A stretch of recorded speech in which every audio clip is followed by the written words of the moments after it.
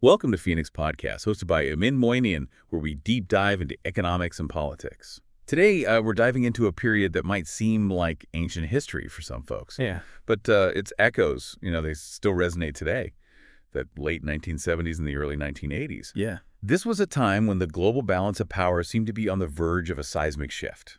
Imagine the world watching as the Soviet Union racked up win after win, projecting its influence across continents. It's almost dizzying when you lay it all out. Angola, Mozambique, Ethiopia, South Yemen, Cambodia, Nicaragua, Afghanistan, all falling under Soviet influence in a remarkably short span of time.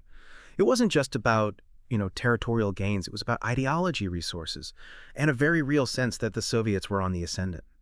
And on the flip side, you had the United States reeling from the Vietnam War. It wasn't just a military defeat, right? It was a national trauma that left deep scars on the American psyche and a reluctance to engage in further military entanglement. Yeah, this created a sort of vacuum on the world stage. And the Soviets, whether by design or opportunity, were more than willing to fill it. They were pouring resources into supporting communist movements and regimes, often through direct military intervention or by backing proxy forces. It's a classic case of one power stepping back as another surges forward.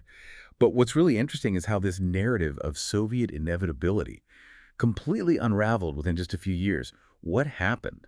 Did the Soviets overplay their hand? Well, that's the million-dollar question, isn't it? One theory is that the Soviets became victims of their own success. They were so focused on expanding their influence that they spread themselves too thin, taking on commitments they couldn't realistically sustain. It's like building a house of cards. It looks impressive until the slightest breeze comes along. But was it just a matter of overreach?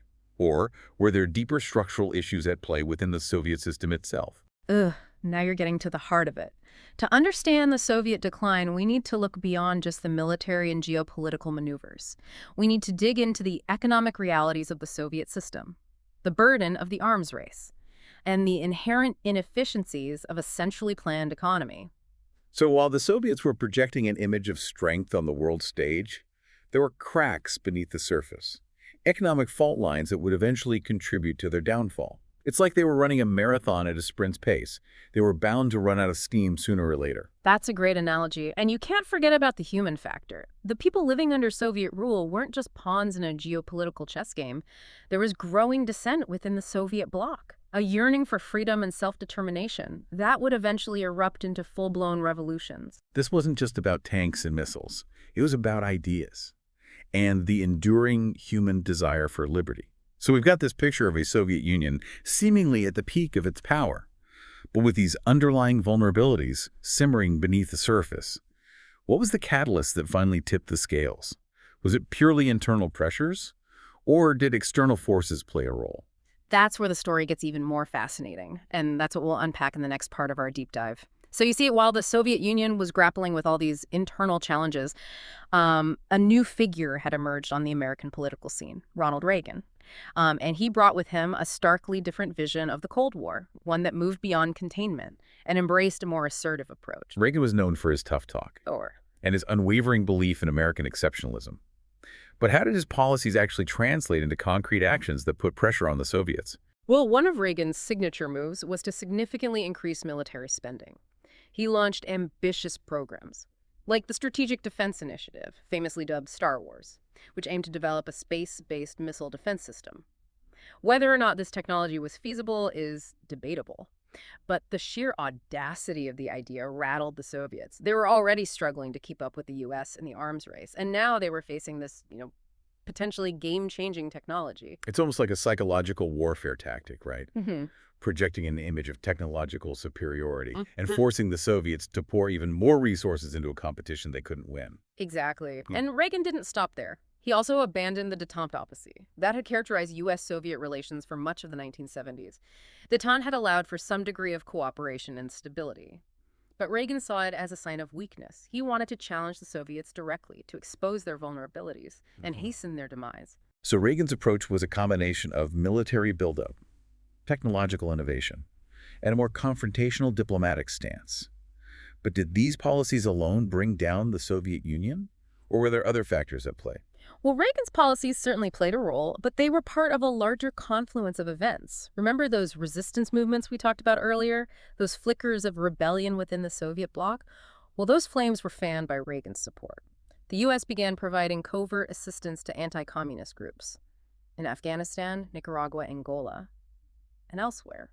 It's a bit like playing chess on multiple boards at once, right? Yeah. The U.S. was engaging the Soviets directly through military and diplomatic pressure, while simultaneously supporting their opponents in these proxy conflicts. Precisely. And the beauty of this strategy was that it exploited the Soviet Union's key weakness, its overextension. They were trying to prop up regimes all over the world, and it was becoming increasingly unsustainable.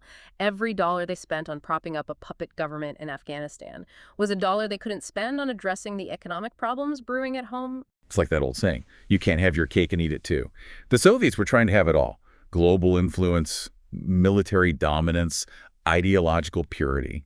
But it was simply impossible to maintain that level of commitment on so many fronts. And that's where the internal contradictions of the Soviet system really came to the fore. They were facing a growing economic crisis, dwindling resources, and a population that was increasingly disillusioned with the communist experiment. Reagan's policies might have accelerated the process, but the seeds of the Soviet collapse were sown long before he took office. It's a fascinating interplay of internal and external factors, a perfect storm that ultimately brought down one of the most powerful empires in human history.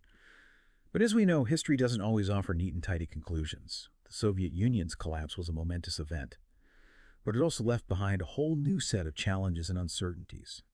What happened to the countries that were once part of the Soviet bloc? How did the U.S. adapt to its newfound role as the sole superpower? And what lessons can we draw from this tumultuous period as we navigate the complexities of our own time? We'll explore these questions and more in the final part of our deep dive. It's almost hard to grasp the sheer scale of the change, isn't it? In the span of just a few years, this seemingly monolithic empire, the Soviet Union fractured and dissolved. What happened to the countries and people who were suddenly adrift in this new world order? Well, it was a mixed bag, to put it mildly. Some of the former Soviet republics, like the Baltic states, embraced their newfound independence and quickly integrated into Western institutions like NATO and the European Union. Others, particularly those in Central Asia, struggled to find their footing grappling with economic instability, ethnic tensions, and the legacy of authoritarian rule. Yeah, it's a reminder that freedom doesn't automatically translate into prosperity or stability. There's a lot of heavy lifting that needs to be done to build democratic institutions, cultivate a market economy, and heal the wounds of the past. Absolutely. And for the United States, the Soviet collapse presented its own set of challenges and opportunities. On the one hand, there was a sense of triumphalism, a feeling that the American system had prevailed in the great ideological struggle of the 20th century. But there was also uncertainty about what role the U.S. should play in this new world order. It's that classic question, isn't it? What do you do when you win? Do you retreat into isolationism, or do you step up and become the world's policeman? And those debates continue to shape American foreign policy to this day. Should the U.S. intervene in humanitarian crises? Should it promote democracy around the world, even if it means using military force? These are tough questions with no easy answers. It seems like one of the biggest challenges in the post-Soviet world has been the rise of nationalism and authoritarianism. We've seen strongmen leaders emerge in countries like Russia, Hungary, and Turkey, challenging liberal democratic values and undermining international norms. And it's not just a problem in the former Soviet bloc. We're seeing similar trends in other parts of the world, from Latin America to Southeast Asia. It's a reminder that the battle for freedom and democracy is never truly over. So as we look back on this tumultuous period of history, what are the key takeaways for us today? What wisdom can we glean from the rise and fall of the Soviet Empire? Well, I think one of the most important lessons is the importance of humility. Even the most powerful nations can make mistakes, overreach, and ultimately collapse. Another key takeaway is the importance of understanding the human element in international relations. It's not just about military might or economic power, it's about ideas, values, and the aspirations of people around the world. And perhaps most importantly, it's a reminder that history doesn't end. The Cold War might be over, but the struggle for freedom, democracy, and a more just world continues. We all have a role to play in shaping that future, whether it's through our actions, our words, or simply our awareness of the forces that are shaping our world. Well said. The story of the late Cold War is a complex and multifaceted one, full of twists and turns, triumphs and tragedies. But it's a story that continues to resonate today, offering valuable lessons for anyone who seeks to understand the world we live in and the challenges we face. Thanks for joining us for this deep dive into a pivotal period in history. We hope you've learned something new and perhaps even been inspired to delve deeper into this fascinating subject on your own. Until next time, keep questioning, keep learning, and keep striving for a better future.